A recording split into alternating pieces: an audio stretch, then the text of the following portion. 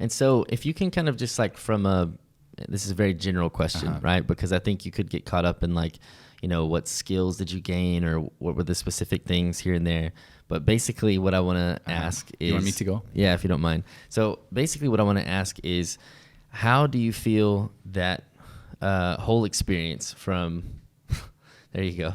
How do you feel that that whole experience from all the countries that you visited, all the things that you did, during the work and during the volunteering, because that's a lot of different countries that most people would be lucky to have visited, maybe one or two of those and do some kind of a volunteer or some kind of impact job, something like that.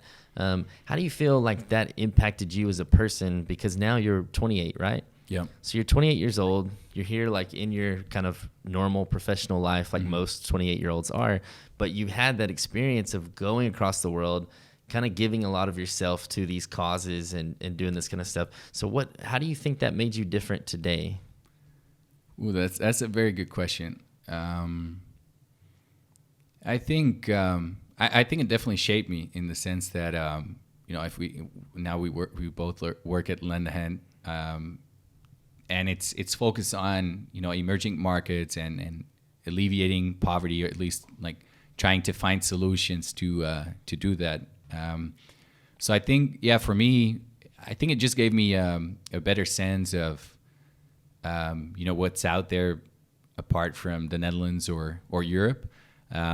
Also just to see that people are, especially when I was in the Philippines, or actually also with the Red Cross, you realize that people are very similar, I think, in different places. Like they have a different cultural background, so certain things, like certain ways of, for example, communicating are different just because people are being taught different ways of doing that.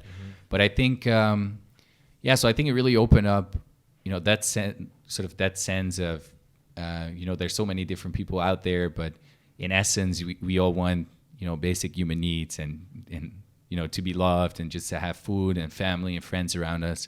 So I think that was a big part. I think the other part was that I realized that we were like, of course, growing up in the Netherlands, you're super lucky, because I wouldn't say I'm from a wealthy family, but compared to most of the world, I'm super wealthy. Right. Yeah. And absolutely. And just and I realized that I met a lot of people that were super smart, but just didn't have the means to go to school or to finish their education, and some people that could have been top level managers or politicians, where were driving a taxi, for example, just because they never had the opportunity to study. So I think that made me realize that it's very easy to just stay in the Netherlands and have my normal job and focus on buying a house and provide for my family. But at the same time, there's so many people out there that you normally don't meet or come face to face with, that don't have all these opportunities, and that just made me think, like, how could I do something useful to make sure that other people also have those opportunities. When you do that, when you go do something like, say, volunteer for 2 months, or you go work for 2 years in these different countries, do you then, like now as a 28-year-old, living back in Europe or in the Netherlands specifically, do you now almost kind of feel like, kind of completed in a sense of, well, hey, I don't feel this yearning, like I need to do something or like I owe anybody anything. Now I just feel, oh, I did that. I had that period, and I kind of feel like I did what I needed to do, and now I can just focus on being a little bit more selfish in a sense. Mm-hmm. No, not at all, actually. So there's never like some completion moment. It's like you always still kind of have that. No, I think actually I quite the opposite, because I think for me, like, I mean, it also, I think it depends on how you define work, and I think if you work to get an income and then buy a house and provide for your family, that's one thing. I think we are quite lucky to have more options. So if you have to work 40 years or maybe 40 plus years, at the end of my career, I would like to look back and think to myself, like, actually, I did something that at least to a certain extent mattered or had a positive influence on the world or on society. So I think for me, it's more about, you, instead of looking at your work, it's like you look at your life and you want to do something useful with your life, right? Not just work, spend money, and then do that until you buy stuff, buy stuff and then die at some point. So I think it's more about that. Well, the reason why I ask is because I think that's been something that throughout my life, I feel kind of like, I don't want to call it a guilt, but it's kind of like guilt in a way. But, you know, I've looked into different things in the past of, you know, English teaching in Cambodia or these types of things. There's a lot of stuff you can do in Latin America for these people who are living under, you know, 50 cents a day kind of thing. And I do feel this like strong need because I am from a very wealthy country. I also didn't grow up in a, you know, wealthy family or anything, but yeah, I grew up in a great country with a lot of opportunities, and then, you know, was fortunate enough the way that everything worked out when I came over here and opened up a business and all that kind of stuff, that I just feel like that's like on a spiritual side, almost like a soul quenching kind of thing. Like it's something that I feel like I really need to do. And it does seem like it's something that it would be better to do the younger you are. Like it's better to do than instead of when you're 32 or 3 and you have 2 little kids at home and you're trying to raise them. You can't then just go off to Cambodia and teach English for 6 months. But I think one of the things is like I have this idea that if I do it, then I will feel like, okay, whatever that is inside me that wants to do that now feels satisfied and I don't have to worry about it anymore. But actually, everything that I've ever done like that, like say travel, I told my parents when I first left the U.S., they would say, well, how long do you think you're going to be gone? I was like, probably 2 years. And they said, 2 years? You know, like that was an insane amount of time. But that's not what happens. You don't get here for 2 years and then think, okay, I've had my fill. You really just kind of start to scratch the surface. And that's what I wonder if that would happen with the volunteering thing is, does that just then open up your eyes to all of the possibility out there, all of the great things that you can do? And I think there's a lot of people out there who are thinking the same thing, wondering, should they go to Cambodia and teach English for, 6 months? Should they go volunteer in, Peru or something like that? And you having done that, it's interesting to have your... Yeah, no, I think yes. I think when I first did that, I think I was very naive, and I like one of the things I learned, and I also want to mention here is that I think like often people volunteer because it makes them feel good about themselves, and if you look at, for example, if you go to Cambodia and you teach children for, let's say, a month or two. That also means, and maybe even in an orphanage, that means that every 2 months they have a different English teacher. So if, for example, they kind of get attached to you, they learn from you, then after 2 months you leave. So they both need to start over with a different teacher that might have very different teaching methods. And also they kind of learn like not to get attached to anyone because everyone they kind of like or that hurts. Are inspired by, leaves them at some point and often, quite quickly. So I think what I realized with the volunteering is, you have to be very careful of being this, like white privilege, savior, white savior kind of, a guy that goes somewhere to help people. And I think what I realized from the volunteering especially is that I also had this kind of mindset, like I had certain skills, especially on like data or more like economics. And I wanted to go there and use those skills to help a business out or help people out. Then when I came back, I realized I didn't really have that much to offer. Yeah, you don't have the skills you think you have. Yeah. No, exactly. And I think in the end, I learned more than they did because, I came back and I had so many different thoughts and so many things had changed.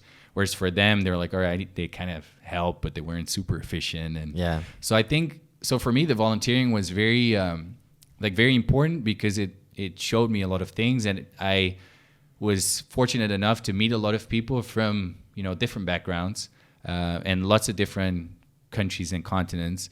And that then made me realize that, first of all, I had a network of people or like a network of friends that I could ask, like, this happened in Egypt. Like, what do you think of it?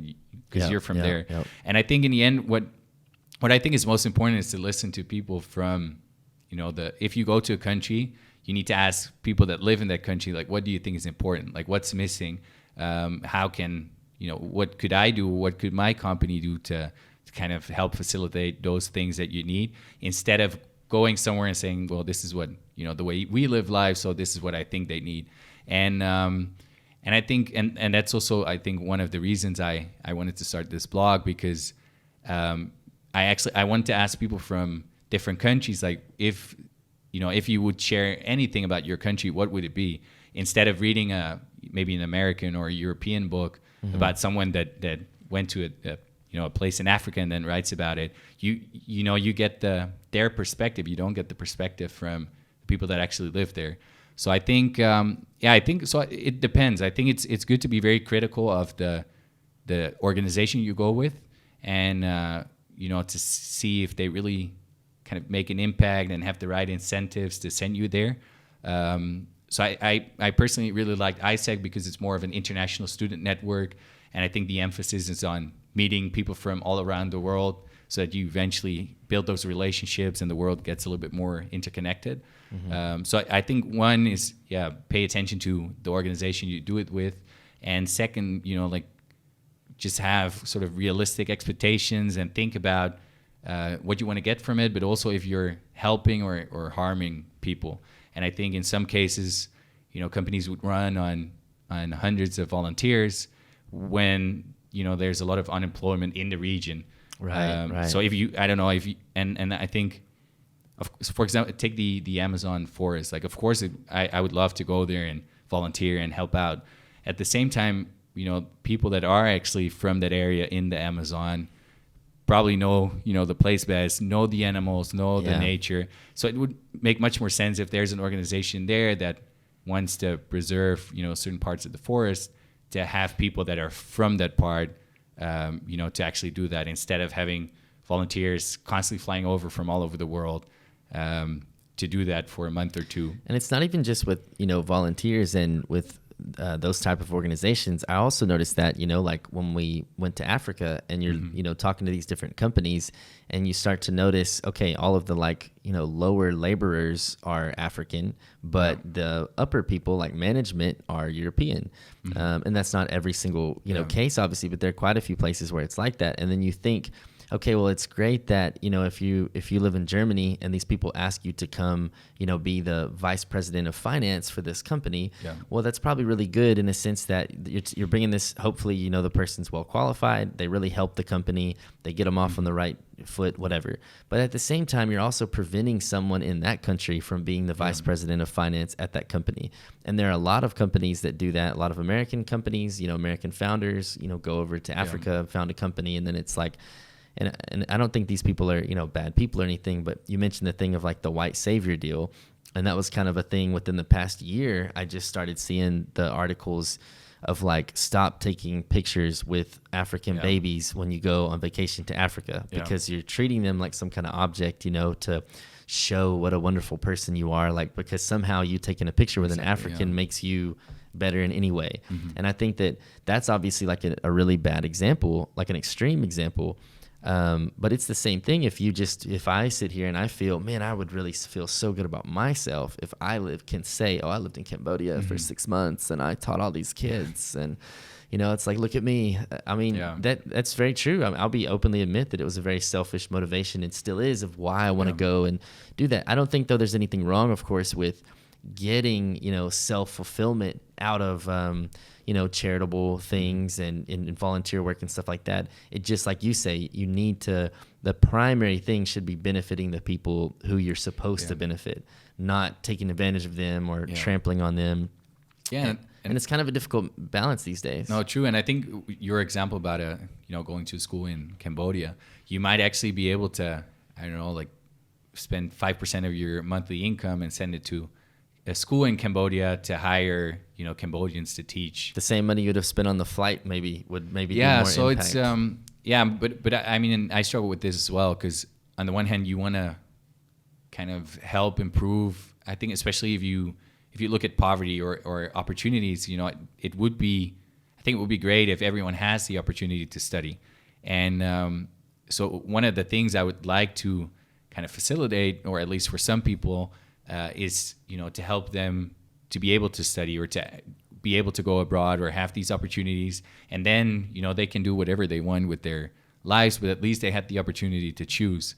But at the same time, like you're saying, if I go somewhere and become the head of finance or whatever, I'm kind of part of the problem. So right. I think it's, or at least you're kind of delaying the solution a little bit. Yeah. So I think it's difficult, and I think it just requires a lot of thought. I think if you go to, I don't know, if you're hired by a company and you spend a lot of time on transferring knowledge and making sure that you know, whenever you, because there's a good opportunity that you don't stay in Cambodia, that whenever you go, that you actually taught them, you know, all your knowledge that you maybe got from your university degree,